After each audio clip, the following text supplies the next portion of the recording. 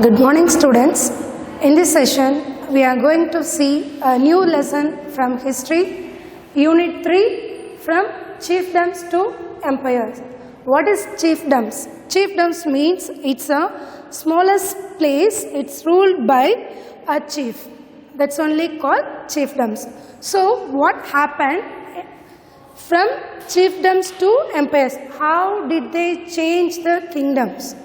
In the beginning, we know there is no, any rules and regulations they didn't follow. They ruled by, they are not ruled by someone. So, how did they change the places from chiefdoms to empires?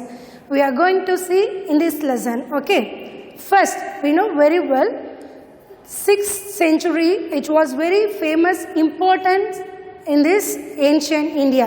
Why it was important? Because we know very well in the 6th century only the new religious faiths awakening. Same thing it's happened in the 6th century. What happened? Many territorial states are emerged in this 6th century. That's why they are saying the 6th century BC, it was very famous in ancient India. So, we know in the 6th century that Jainism and Buddhism, Mahavira and Gautama Buddha, they represent this new awakening and this period. The next, what is the role of iron in a changing society? We know in an ancient period that people, they were leading the nomadic life. So, for their food, for their shelter only, they are moving one place to another place. So, when they are moving one place to another place, they use that stone weapons. So, in a stone weapons, what is it? They used to kill the animals, then they use that for their hunting purpose. So, later they invented the iron. So, the iron only changing the society from the nomadic life to make kingdoms. How it was important? Why they are saying iron is a very important. See, we know the iron played a significant role in this transformation of society. How it was happened? Because the fertile soil of the Gangetic Valley and the use of iron blocks improved agriculture productivity. So, the iron only, it's, used to make more than agriculture productivity. So, in addition, iron facilitated graft production. Not only they use for the agriculture, it's used for the facilitated graft productions also. From that they made many graft works. So, agrarian surplus and increases in graft products resulted in the emergence of trading and exchanging centers. So, from that they made many surplus, things, agrarian surplus. Then what happened? They exchanged to other places. They exchanged to the other peoples also. So, from that the trade economic status also improved by the iron, because from the iron they made more than surplus, then they exchanged to the other peoples. This is turned out the way for the rise of towns and cities. So, from that only, from that iron invention only, they changed into cities, towns and cities. So, the knowledge in this use of iron gave Magadha an advantage over other Janapathas. So, from that only, Magadha was formed. What is Magadha? Magadha is a place. It's a place name. If we see in a northern east side, we can see that places, Magadha. So, from that use of iron only, Magadha was formed. Then this Magadha could establish an empire of its own. So, from that Magadha only, they, use the empires.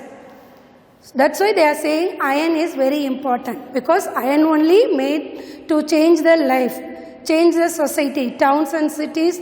Then the kingdoms, empires also was won by the invention of iron.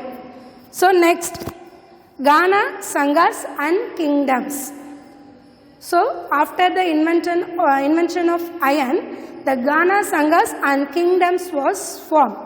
What is Gana, Sangha and kingdom? See, Gana, Sangha means it's a non-monarchical status. What is non-monarchical status? Monarchical means they rule by the king or queen. The particular place ruled by the king or queen. That's only called monarchies. That's called monarchies. So non-monarchical means it does not rule by the king or queen. Maybe some other persons. The chiefs, they rule by these places. So kingdoms means it's a monarchies. Monarchies means that places ruled by the king or queen. The next, Gana means, what is the meaning of Gana? It's a people of equal status. So in this place, peoples are equal. So Gana means people of equal status. Then Sangha, what is Sangha? Sangha means assembly. So if we say Gana Sanghas means, what is that? It's ruled by some other people, or maybe chief or some other, what is that? Leader. So it's covered small geographical area. If we compare with the places, they rule in a small geographical areas, the Gana Sanghas. So it's covered a small geographical area. If we say that it's a practiced electarian traditions. What is electarian status? Electarians means they did not follow any, religious forms. Their thinking all are equal. So they follow the egalitarian traditions. If we see kingdoms, kingdoms means it's ruled by king or queen. So kingdoms means, it means ruled by any king or a queen. So what happened in the beginning, if anyone kings or queen rule in these places, from that they have successors, they have rights to rule the places, that's called monarchies. The next, if we see the places, usually these kingdoms adhere to orthodox Vedic traditions. So already we know in a Vedic period we have studied about that. So they use that orthodox Vedic tradition. So if you are very clear about the difference between Gana Sanghas and kingdoms. This is non-monarchical status, this is monarchies. The people are equal and assembly, that means. Okay, it's covers small geographical area, it's covered the long period, becomes a dynasty. So it's followed the egalitarian traditions, it's followed the orthodox Vedic traditions. So we are very clear about Gana Sanghas and kingdoms. The next we are going to see the important thing, Janapadas and Mahajanapadas. What is Janapadas and Mahajanapadas? If you see, Janapadas means, it's mentioned that smaller kingdoms. Okay. The Janapadas were the earliest gathering places of men. So in the ancient period, in the beginning, they used that place when people are gathered. That place only called Janapadas. Then later, Janapadas become republics or smaller kingdoms. So it's changed into smaller kingdoms. It's mentioned a particular places only. The next, Mahajanapadas. What is Mahajanapadas? The same thing, the widespread use of iron in Gangetic Plain created conditions of the formation of larger territorial units. So the invention of iron, it's extended, it's spread, it covered the large territorial status. That's only called Mahajanapadas. So Mahajanapadas means it's covered the larger territorial units. So, after that what happened? The transmission the Janapadas into Mahajanapadas. So, Janapadas later slowly changed into Mahajanapadas because the smaller kingdoms it changed into larger territorial units. So, Janapadas means smaller kingdoms, Mahajanapadas means larger territorial units. So if we see that in the 6th century, we can see the 16 Mahajanapadas. How many? 16 Mahajanapadas. That's called the great countries, because the places looks like a country. That's why they are calling great countries. So which one called the great countries? The 16 Mahajanapadas.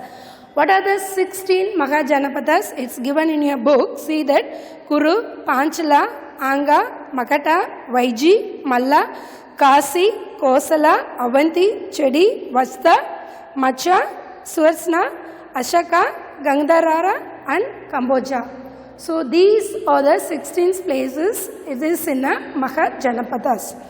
So from that Mahajanapadas, 4 Janapadas are very important. What are the 4 Janapadas? That Magadha in Bihar. Next, Avanti, it is in Ujjain. Kosala, it is in eastern Uttar Pradesh. Then Vasta, it is in Kozambi, it is in Allahabad.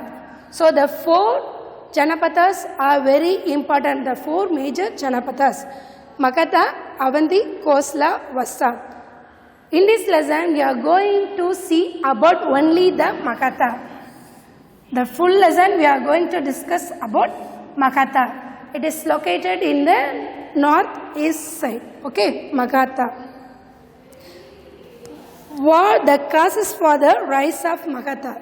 Why the Magadha was, awakening or rose in this 6th century? What are the important factors?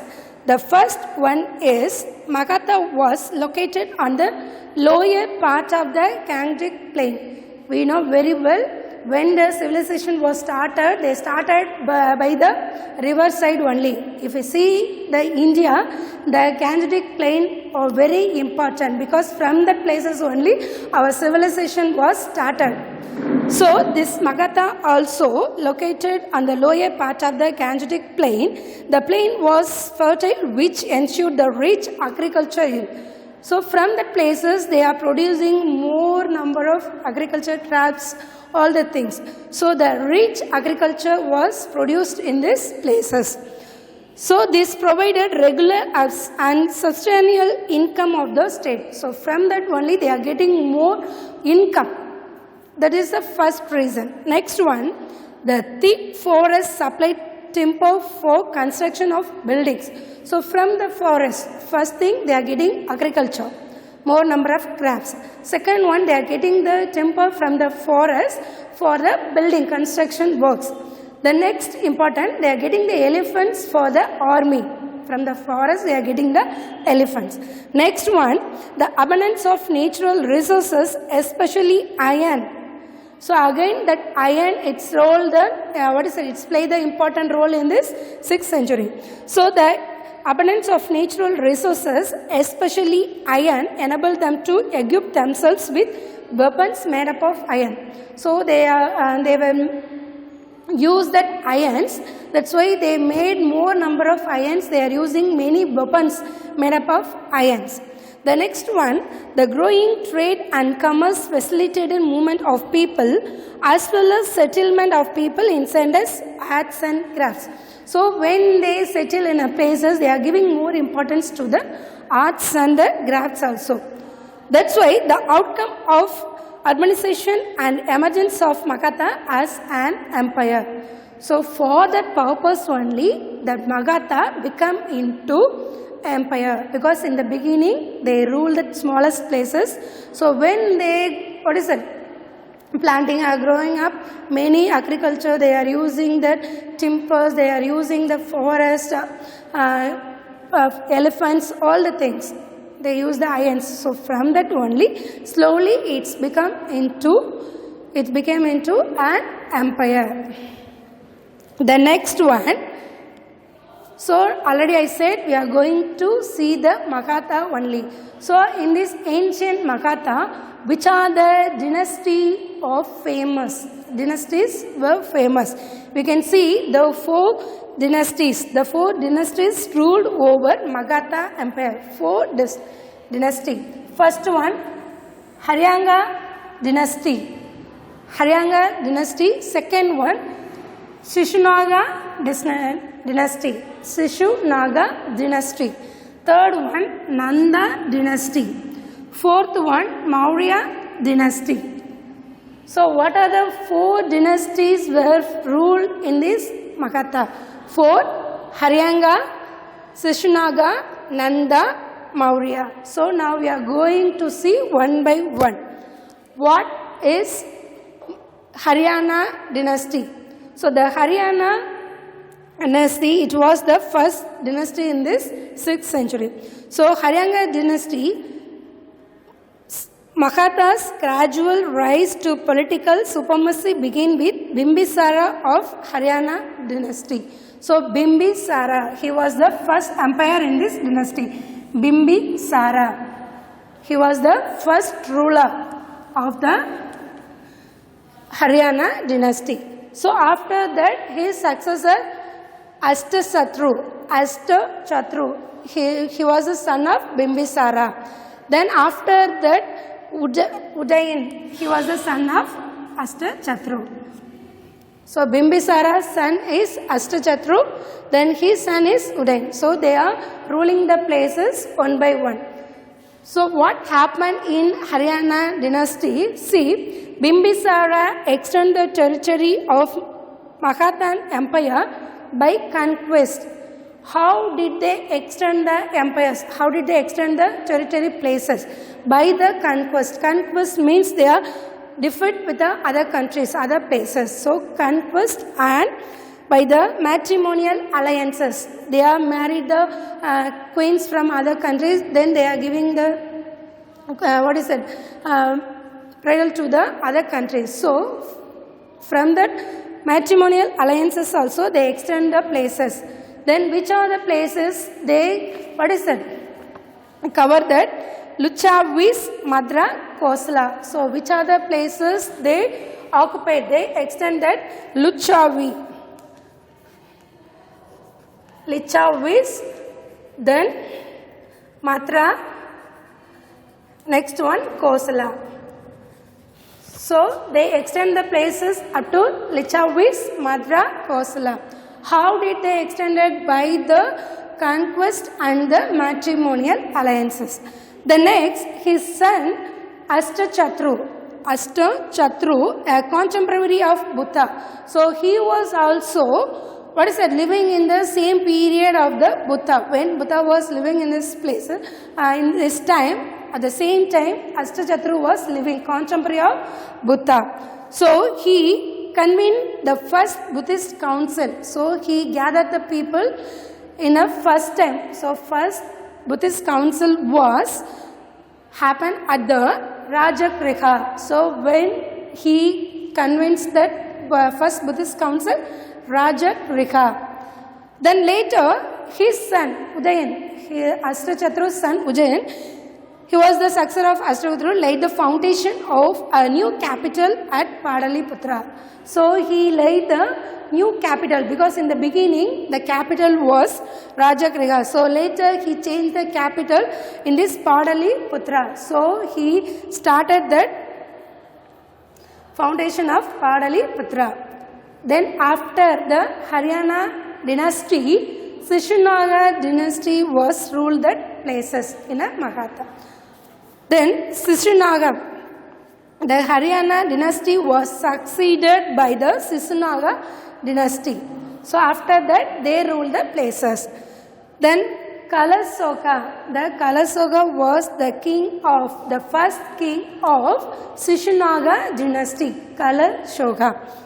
Then that Ujjain founded the capital in a Padaliputra. So in his period, Kalasoga period, he shifted the capital into Padaliputra.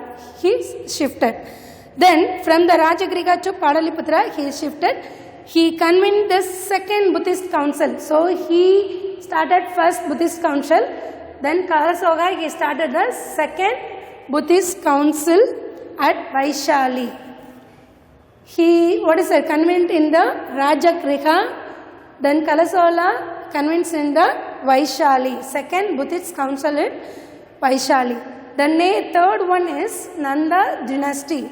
What is Nanda dynasty? Nandas were the first empire builders of India. They were the Nandas dynasty. They were the first empire builders of India. First Nandas dynasty. So the first Nanda ruler was Mahabhatma. He was the first ruler. He was the first ruler of Nanda dynasty. Mahabhatma. Then after that, his 8 sons, they ruled that places.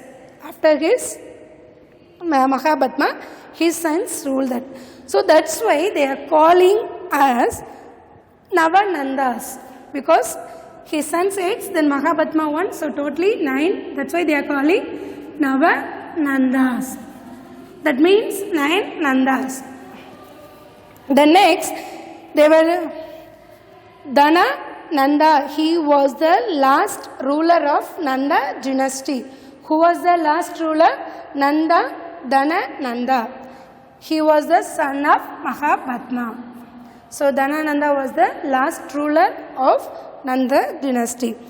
The next, the Dana Nanda was overthrown by the Chandragupta Maurya.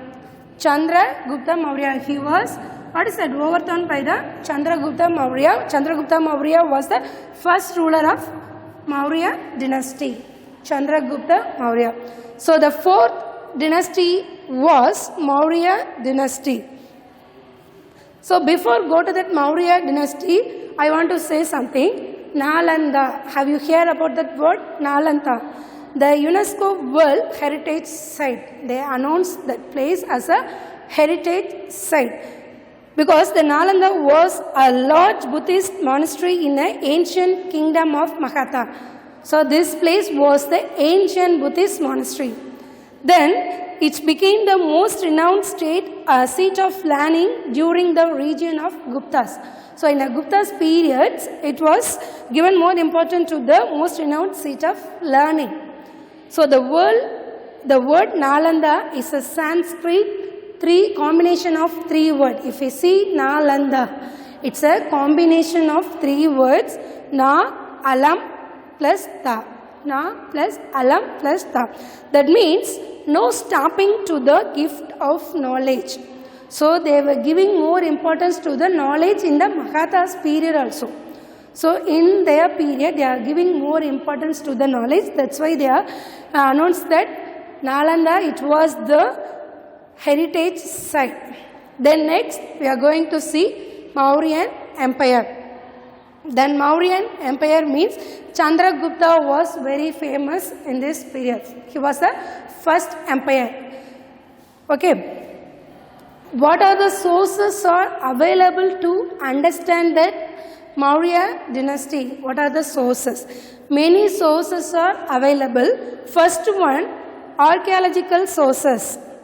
Archaeological sources means the punch mark coins are available. Punch mark coins. Inscriptions. Second thing, inscriptions. Inscriptions means edicts of Ashoka. Junagadh inscriptions. These are the inscriptions are available to understand the Mauryan empires. The third one is secular literature. Secular, already I said, secular means it's what is it? Does not follow any religious. It's given importance to all the religious. So, secular literature means Kaudilya's Arthashastra. Kaudilya's Arthashastra. Then Vishwadatta's Mutra Rakshara. Then Mamalana's poem in Agana Noor. So these are the literatures are available to understand the Mauryan empires.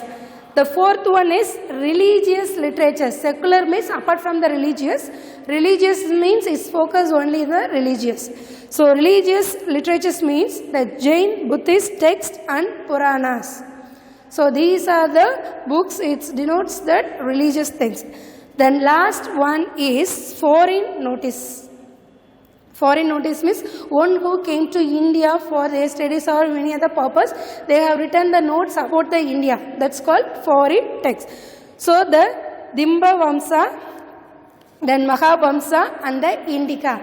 The 3 books are it denotes that it describes that Mauryan empires. So which are the sources of available to understand the Mauryan empire? Totally 5. First one is archaeological sources, second one inscriptions, third one secular literature, fourth one religious literature, fifth one foreign notice. So if we see that foreign notice, I want to say one more thing. Megasthenes, have you heard about the word Megasthenes? He was the ambassador of Greek ruler Seleucus. So he was the ambassador of Greek ruler Seleucus in the court of Chandragupta. So when Chandragupta was ruled in these places, he was the ambassador of the Greek ruler Seleucus. So what happened? He stayed in India for 14 years. How many years he stayed? 14 years he stayed in India. Then he has written that book. That book name is Indica. That book name is Indica, is one of the main sources of study of Mauryan Empire. So Megasthenes has written that book Indica. It was the main sources to understand the Mauryan empires. That the Mauryan empires, which are the places they rule, then how many periods they rule, then who are the important kings in this period, we will see in the next class. Okay, thank you students.